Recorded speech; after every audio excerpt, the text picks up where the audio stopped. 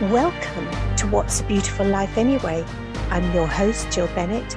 This is the channel that shares ideas to help you live your best life, because life can be beautiful if you live consciously. So welcome to this episode of What's a Beautiful Life Anyway? Now, one of the keys to success, happiness, and fulfillment in life is all to do with relationships. And I am absolutely thrilled today to have Naomi Stonier with me. Good day, Naomi. Hey Jill, how are you doing? Thanks so much for having me on. It's an absolute delight. I nearly said good afternoon. I have no idea what time of day it is. So Naomi, we know you are passionate about helping ambitious women to have better relationships with all the important people in their life. And we know that relationships are really, really key to having a successful life. And you have a brilliant 5 simple steps to better relationships without the other person doing anything, which I find fascinating. So we'll delve into that a little bit more. But tell us, first of all, maybe we should run through all the steps and then cover each one in one at a time. So tell us about the 5 steps. Well, these 5 steps are what I have created through going through this experience myself, changing many dysfunctional relationships in my life without the other person doing anything. So this is a path I've walked myself, and now I've spent hundreds of hours teaching other women how to do the same thing. So what I've done here is I've distilled down all that knowledge into 5 simple steps. So this is a great place to get started. It's a great place to get us thinking, because it's all about, the first step is all about just considering this stuff, thinking about it, thinking about how it works. So I can run through these steps for you now. There's 5 of them. Brilliant. And the first one is so simple. This stuff is very simple. It may not be easy, but it is simple. And it's the belief that other people can't create your emotions. Do you know that? How true is that? Was it Jack Canfield who said the equation for life is that E plus R equals O? There are events in life, and if you add your reaction to that event, it determines the outcome.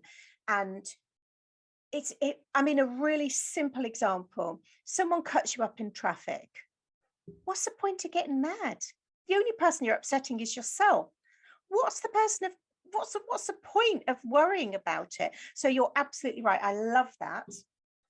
It's all about the meaning we give, isn't it? Yeah. It's not the life events, it's not the experiences we have, it's the meaning that we give to them. And we know this is on the most simplest level. Let's take the most simplest example of a joke. One person finds it hilarious, the other person doesn't find it funny at all. So what I urge people to do is to consider this, because when we have difficult relationships in our lives, this can feel extremely difficult to accept. And when we're in that place where it feels very real that this person's actions and the things that are doing are creating our emotions, I urge people to go away and sit with this and see what comes up. And when we experience a lot of resistance, you really want to pay attention to that. And you really want to, I always recommend writing it all down, getting it all down, and then you can see what your brain's coming up with. And if it's all about them, then it's the worst place to be, because it renders us powerless. And I was just going to say, journaling is the perfect thing, isn't it? So set a timer for 10 or 15 minutes, write a question at the top of the page to get your mind thinking, you know, what is it I find so difficult about X? Yeah, And it literally can take 5 minutes, can't it? Yeah. And your brain, and you may be blank, your brain will resist doing it. Oh, it's just too much effort, it won't work. And that's our brains just resisting looking into this stuff. But Jill, you might be the other side of the equation, and it might make total sense to you. We're adults, we're responsible for ourselves. Of course, this other person can't create my emotions, but in the moment, and this happens to us all, myself included, I'm not some Zen guru who doesn't experience emotions. In the moment, something is said, something is done, and boom, we're full of Yeah. emotion. So these 5 steps are a way of bringing this stuff that, see, it makes so much sense right now in this calm moment, into that moment where we may have a lot of history with someone, it may be very sensitive. When we can just condition the ability to go through these 5 steps, that's how you bring this stuff into the moment. And that takes us to the next step, Jill. Yeah. If other people aren't creating our emotions, what's happening? How are we creating them? Yeah. Yeah. Yeah. So I can run that through for you now. Yes. We are taught that emotions are pre-programmed, and we're taught they're outside of our control. But it's not actually true. We do emotion, we create emotion, and we do 3 things to create our emotions. Our focus. What are we believing? What are we choosing to focus on in the moment? Our language. Our language matters. So I have to, I must, I need to, I've got to, I should, or they should, they need to, why aren't they? Yeah, the language matters. It creates our emotions. And of course, our physiology. It's so simple, but we know you hold yourself so differently when you're happy to when you're sad. Tony So Robbins does a lot on that, doesn't he? I am a Tony Robbins trained.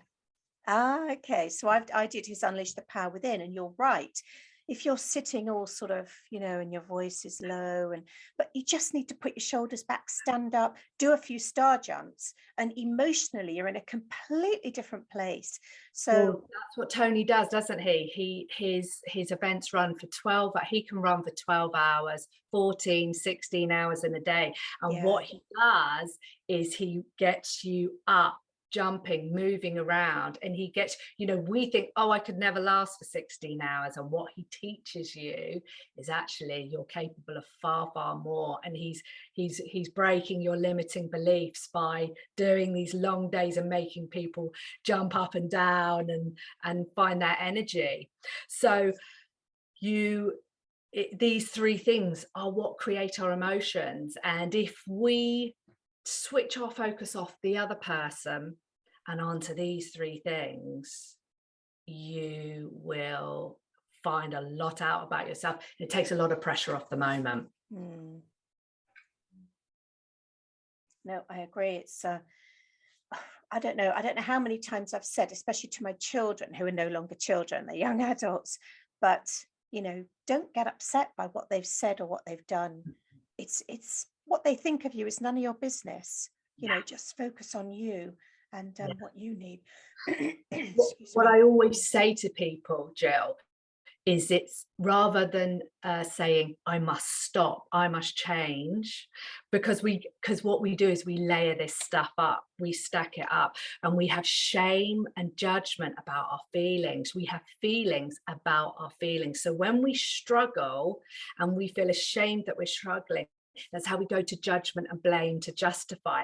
And what we work on, the way I work with my clients, is awareness and understanding. So much easier to say, why can't I stop eating that cookie? To become aware of the pattern, the sequence of events that takes you to the cookie. Yeah. So when we just work on awareness and understanding, okay, this is how I'm creating this, it makes it much easier to shift. So understanding, why have I had such a strong reaction to what that person said, instead of, oh, I mustn't have a reaction, I mustn't be bothered by this. It's an easier place to be. Yeah, that's a really good point, actually. I remember, I think I was only about 15, and a boy saying just off the cuff in a group environment that I had a big nose. And I then had a fixation for 10 years about my nose. Yeah. How ridiculous. You and everybody else, Jill, Tony will call it a key belief. We have these moments, often when we're very young, where we make this decision about ourselves. And in that moment, you made the decision that you had a big nose. And then that becomes a part of your personality. And it took you 10 years to uncover this moment and go, oh, hang on a minute, maybe I don't have a big nose. So we take this stuff with us. It's quite incredible. Yeah. And that takes us actually perfectly onto the next step, which is question everything, because we have unconscious negative belief and stories about ourselves and about everybody else that we take into every experience. So I would love to know how that affected your dating life initially, when you thought, I've got a big nose and I've got to stand in a certain way so they don't see my profile, all this crazy stuff that we do. So really doing the work to uncover the negative unconscious beliefs we have, because this is how, no matter how hard we try, when we say, this time I am not going to be irritated or annoyed when they do what they always do, but our brain is taking that story that we have, all those experiences we've had in the past, into that encounter. And when it's unconscious, that's how we have the same experience again and again. You know, we have a difficult time in our job, so we change jobs and we have the same experience again, because we're taking all that negative unconscious stuff with us. So really understanding that our brain is waiting for it to happen, and that's how we jump to conclusion and we make assumptions. We are ready to have the experience. We're primed for it. Okay. We have a paradigm, don't we? We've got paradigms in our unconscious mind. It's a bit like you see someone who's in an abusive relationship will finally have the courage to get out of it, but they will probably end up in another abusive relationship. And you're right, it's because we're programmed. We have that paradigm. Men are always cruel to me, or women are always cruel to me. And we are sponges soaking this stuff in, Jill. So we soak this stuff in, and then we create a system of beliefs, and we're navigating the world by this system of beliefs, most of which we don't even realize we have. So we have these rules and these beliefs. We've all got a different set. They don't match, they clash. You break my rule, I'm triggered, I don't know why, you don't know I've got this rule, I don't even know I've got it.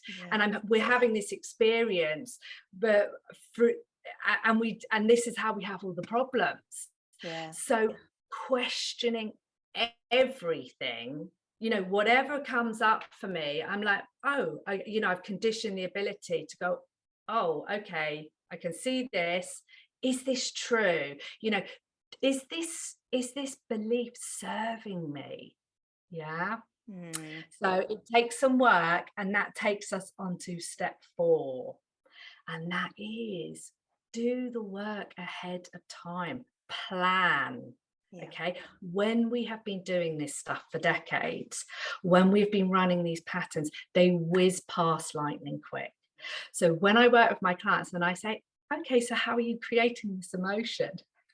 To begin with, people go, I don't know, I just, I'm in it, before I know it, bang, and this stuff whizzes past lightning quick. And that's how it just seems to happen to us.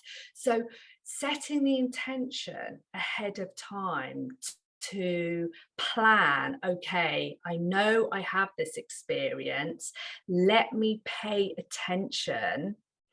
And when we set the intention to focus on ourselves and go, okay, my body's flooded with tension. Okay, let me get really aware right now. We drop back into our bodies. We live in our heads, cut off from our bodies. When we start to pay attention to our bodies, it can give us so much. And if you practice and you repeat, you can catch the thought.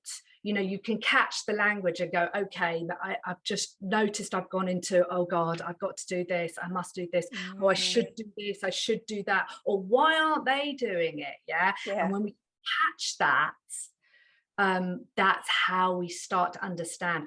And what I always encourage people to do, because the brain will take you to the biggest place, to the most difficult place, that family gathering, a funeral or a wedding, the big moments that can be really difficult. What I ask people to do, start small. Start small. So just like the example you gave, how do you feel when you're stuck in a traffic jam? How do you feel when you get caught in the rain and your outfit gets ruined? What are the small moments where you are experiencing those flash of the emotions? Because we run the patterns everywhere, small and large. And if you start small and you get curious moment to moment, that adds up. And you're able to, it's like going to the gym, the emotional gym. You need to work out. Yeah. And going to the gym once isn't going to work, but if you go to the gym consistently. And I think with all of these situations, the traffic jam, the caught in the rain, there's always something good you can find in that moment. With traffic jams, I put an audiobook on and I'll learn something, or I'll put, I'm learning Spanish at the moment. I'll put some Spanish on and I just think, oh, well, I can make the most of this time. Actually, here we don't tend to get traffic jams, but very rarely. I think I've been in 2 in 3 years. So, and you're able to do that because you haven't run a disempowering pattern. I just want you to think about, it's a great example to think, you're sitting in that traffic jam, you're late for the meeting, and when your body floods with tension and your focus, what you're believing in the moment is this, you're creating this scenario of you running into the meeting late and sweaty and looking incapable. And this is how we then spiral down into, I'm a failure. This always happens to me. And when we're running these patterns that are time consuming and energy draining, we can't get to, oh, let me use this moment to learn a bit of Spanish now. So it's starting small, in a small moment. You don't go to the gym and carry the heaviest and try to lift the heaviest weight.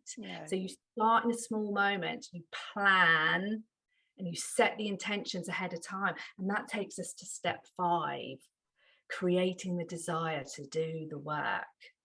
And so our brain likes to have the guaranteed result ahead of time.